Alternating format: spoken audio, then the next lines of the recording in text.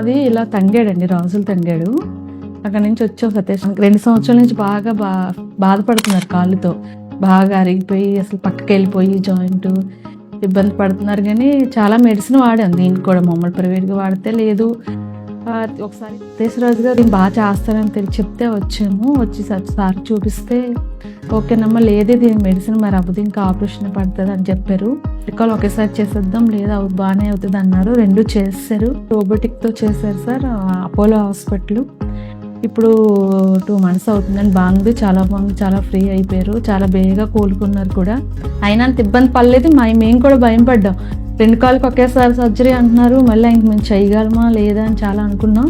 కానీ అలాంటి ఇబ్బంది ఏమీ లేదండి. ఆపరేషన్ అయిన 5 daysకి ఇంటికి పంపించారు.